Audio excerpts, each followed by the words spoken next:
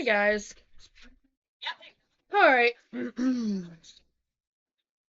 I seem to have a lot going on right now, but I was gonna go out to the trailer, but I still needed my apple cider vinegar drink, so that's what this is.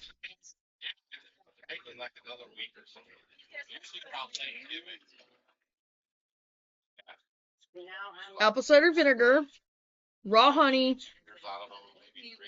uh, turmeric, cinnamon,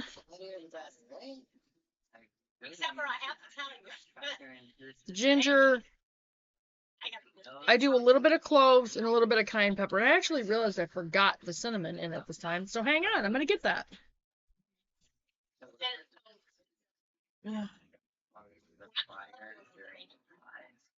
You remember the cayenne pepper, but you forgot the cinnamon. It's alright, I just put a little bit in there. It's all good. That's why it mixed in better.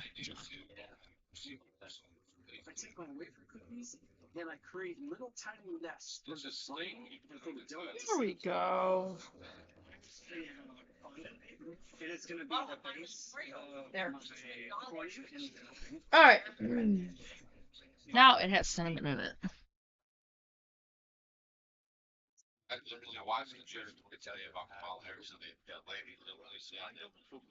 Once they're glazed on top,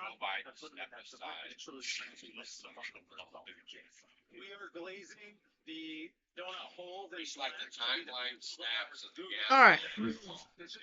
So I am going to do.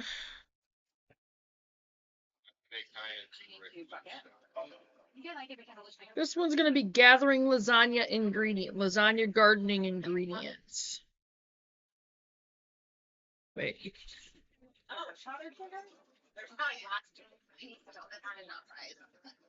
I don't know if I put this in the last one or not. I don't think I did. The key ingredients in any lasagna garden are organic materials. These include peat moss, animal manures, shredded leaves and other mulches, compost, and other materials recycled from garden and household wastes, such as grass clippings, coffee grounds, and vegetable peelings. Gather as much of these nutrient-rich materials as you can from your own property and see if your neighbors are willing to share any organic materials they don't use for their own gardens. If you still need more materials, you can buy them from your local garden or home center. Okay. Develop a mulch mentality. Understanding mulch, what it is, what it does, what organic materials make good mulch, and where to get them, is the first step in becoming a committed lasagna gardener. Now, I think I'm still, with our raised garden beds, I think I'm still going to do our raised garden beds like James Prigioni did some of his with the cardboard about 2 inches on the bottom, and then the logs across that, and then sticks and leaves, maybe some grass clippings, whatever. Don't use like weeds, because that'll put weed seeds in your garden, and you don't want that. But like leaves and sticks, and then fill that with soil.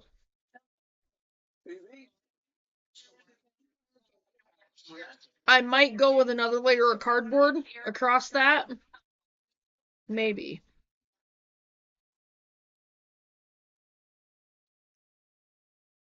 And then put the dirt on top of that.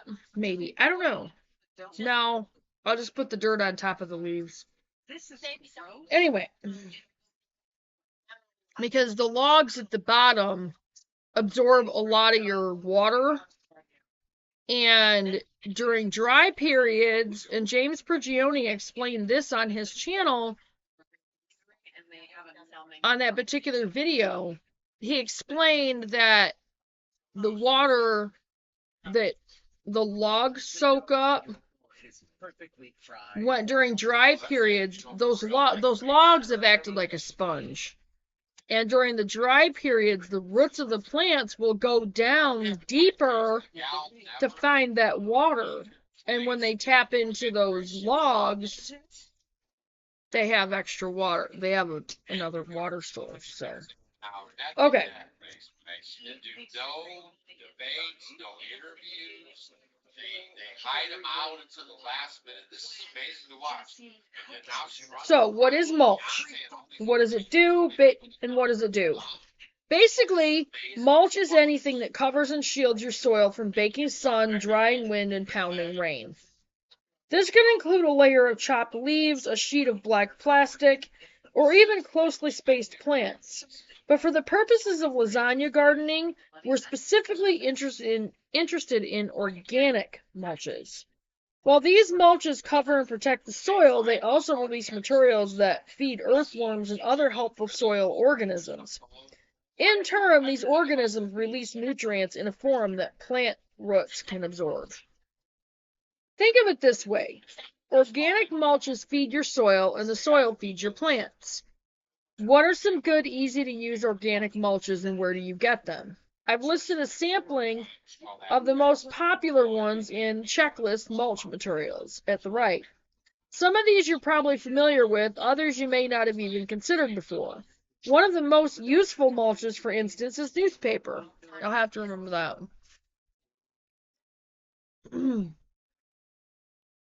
Almost every home gets one or more papers a day, and they are a constant source of work straightening, bundling, tying, and disposing. Newspapers are heavy when allowed to accumulate, and they are forever coming apart and lying about. Now you can finally put them to good use. Dispose of all the colored and glossy pages and keep the regular part of the paper, because you don't want that in there, because the colored and glossy pages, the colored ink has chemicals in it, and the glossy ones, they don't break down, and they don't break down as easily, but when they do, they have a lot of chemicals that you don't want in your soil. What used to be a disposal problem becomes a great source of free mulch for your lasagna garden. It's also worth looking into regionally available mulches. If you live in a rural area, for instance, you probably have easy access to hay and straw. Coastal gardeners can gather seaweed. If you live near a brewery or feed mill, you might be able to get spent hops, buckwheat hulls, or other byproducts free for the hauling or just for a few dollars. To find sources for these locally available materials, talk to other gardeners in your area. Or check the classified ads in your local paper. When you develop a mulch mentality, you'll start finding mulch materials in the most unlikely places. Alright, that checklist. Here's a list of ingredients that can be useful for building the layers of a lasagna garden. Some are widely available, others may be common only in certain regions. Use this list to get ideas, but don't be limited by it. Many other great mulch materials are available if you look around for them. Animal manures, compost, corn cobs chopped up, grass clippings, hay, leaves chopped up, peat moss, salt hay, sawdust, seaweed, kelp, stalks chopped up, straw, wood ashes.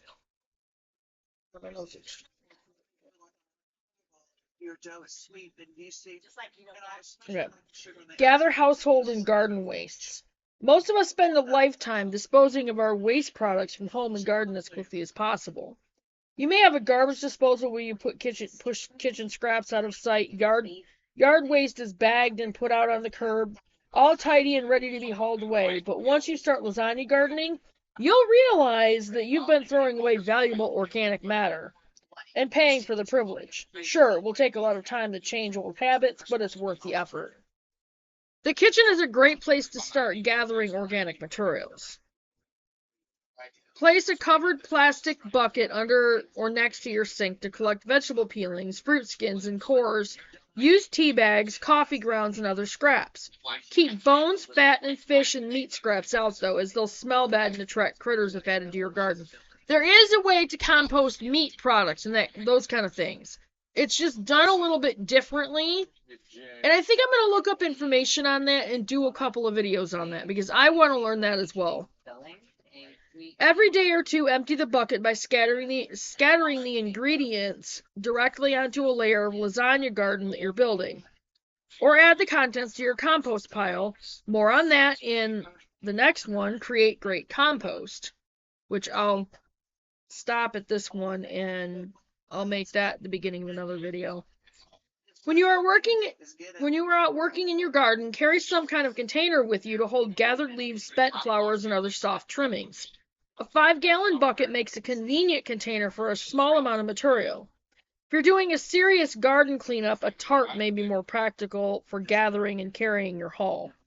Add the materials directly to a layer in a new lasagna garden. Stockpile them in an out-of-the-way spot until you need them, or add them to your compost pile. And that is the end of that one, and that was just develop a mulch mentality. Oh, there's one more. Earthworms, living garden tillers. Have you ever left anything lying on the lawn that killed the grass underneath and left little tunnels? Well, then you've seen lasagna gardening at work. Those little tunnels are the work of earthworms, a gardener's best friend for soil building. I'm also going to incorporate a lot like earthworms into our gardens. The intestine dropped onto the plate, bloody and spattered. Yeah, I agree. I think you've got an amazing talent for body horror, which is a really cool addition too.